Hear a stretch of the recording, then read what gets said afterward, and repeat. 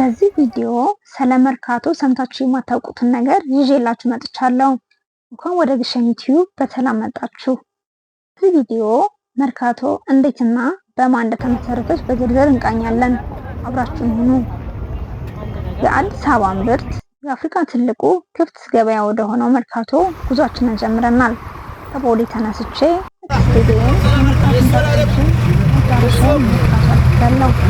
መርካቶ የሸቀጣሸቀጥ መሸጫ ብቻ አይደለም።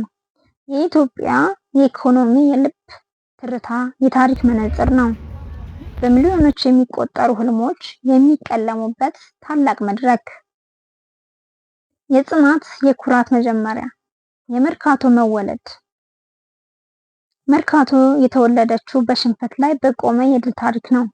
በ1930ዎቹ የፋሽስት የጣሊያን ወራሪ ኃይል አዲስ አበባን ሲቆጣጠር የከተማዋን መሃል ፒያሳን ለነጮች ብቻ ለማድረግ ወሰነ።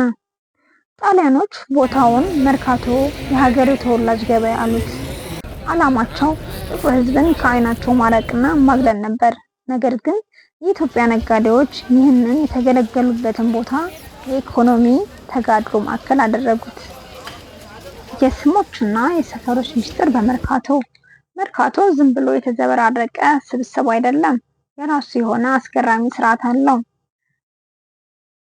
የመን ተራ፣ ቦምብ ተራ፣ ምዕራብ ተራ እንዲሁም ምናለሽ ተራ ከብዙ በጥቂቱ ይጠቀሳሉ። የመን ተራ የአረብ ነጋዴዎች በተለይም የመናውያን ገና በጧቱ የንግድ ስልጣኔያቸውን ይዘው የገቡበትና የመርካቶ የንግድ መስመር ያሳደጉበት ታሪክ ነው። ቦምብ ተራ ስሙ ሲጠሩት የሚያስፈራ ቢሆንም እዚያ የሚሸጠው ግን ፕላስቲክ የቤት እቃዎች ናቸው።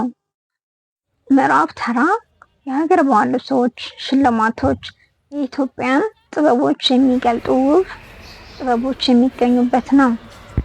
ምናለሽ ተራ ውስጡ ምንም ነገር አይጣልም፣ አገልግሎቱን ጨርሷል የተባለ ማንኛውም የብረት፣ የፕላስቲክ ወይንም የእንጨት እቃ እዛ ቦታ ሲደርስ አዲስ መልክና ሕይወት ያገኛል።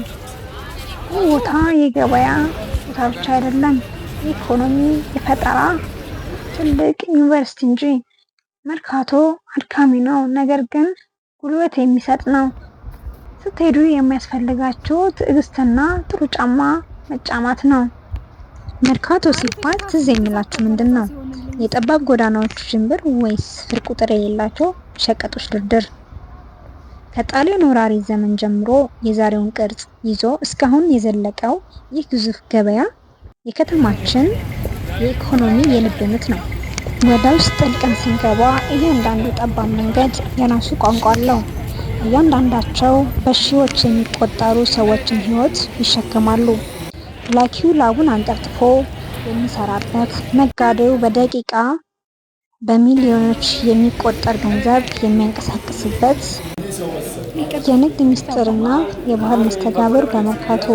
መርካቶ ከንግድ ባሻገር የባህል መገኛ መሆኑ የንግድ ስነ ምግባር ውድድር። በመርካቶ ውስጥ ንግድ ብቻ አይደለም ያለው፣ የስነ ልቦና ሸቀጥ እንዴት መሸጥ እንዳለብህ፣ ከሰው ጋር እንዴት መነጋገር እንዳለብህ ትማራለህ።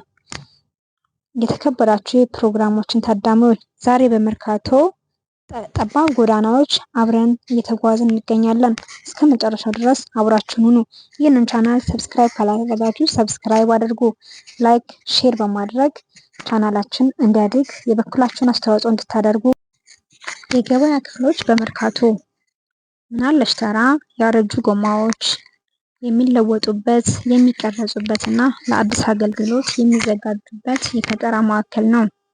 እዚህ የሚሰሩ ሰዎች ቴክኒክ፣ ጥበብ አስገራሚ ነው።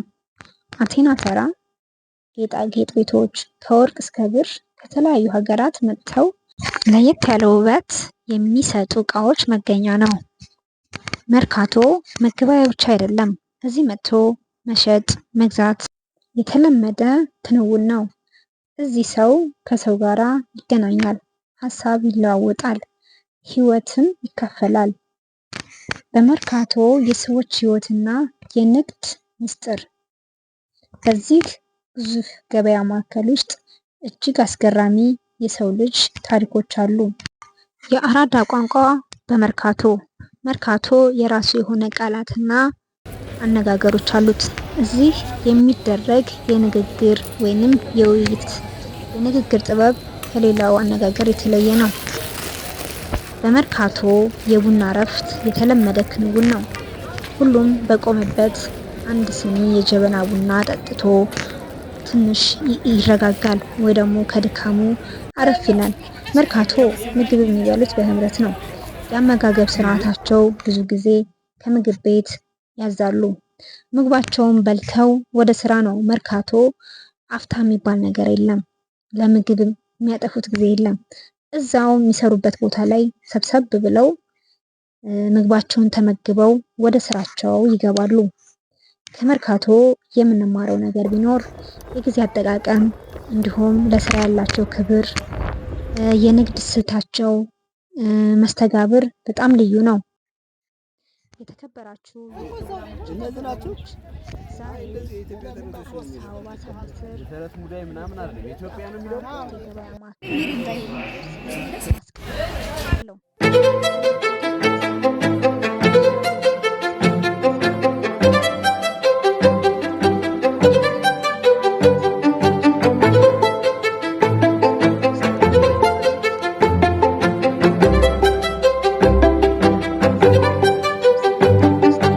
አስራታቸውን ለቅዱስ ራጉኤል ቤተክርስቲያን ያወጣሉ። ሙስሊሞች ደግሞ እዛ የሚገኘው የአንዋር ትልቁ መስጊድ ይገኛል። መርካቶ ሙስሊምና ክርስቲያኑ እንዲሁም ቴዲ አፍሮ አንቺም በሃይማኖትሽ እኔም በሃይማኖቴ ያለበት እንግዲህ ራጉኤልን ሳናነሳ ትልቁን የእስልምና እምነት ተከታዮች መስጊድ አንዋር መስጊድ ይገኛል በመርካቶ። እኔም እንደምታዩት ከላይ ሆኜ መርካቶን ከላይ ወደ ታች ሳያት ሌላ ነገር ነው የሚሰማኝ። በጣም ደስ የሚል መንፈስን የሚያድስ ስሜት ነበረው። ውድ ተመልካቾቼ ዛሬ በትንሹ አስቃኝቻችኋለሁ። እኔም እዛው ምሳዬን በልቼ እንግዲህ የነበረኝን ቆይታ ለማጠናቀቅ ተገድጃለሁ ማለት ነው። ቤተሰቦቼ፣ የተከበራችሁ የፕሮግራማችን ታዳሚዎች፣ ዛሬ በመርካቶ ጠባብ ጎዳናዎች አብረን ተጉዘን የሰዎችን ድምፅ ሰማን፣ የንግዱን ውጣ ውረድ እና ድካም ዳሰስን። መርካቶ ድንጋይና የቆርቆሮ ክምር ብቻ አይደለም፣ የኢትዮጵያ ሕዝብ ትጋት እና የጽናትና የንግድ ጥበብ ያው መገለጫ ነው። ዛሬ ከኛ ጋር ስለነበራችሁ ከልብ እናመሰግናለን። በሌላ ጓጉ ታሪክ እስከምንገናኝ ድረስ መልካም ጊዜ፣ ሰላም ሁኑ።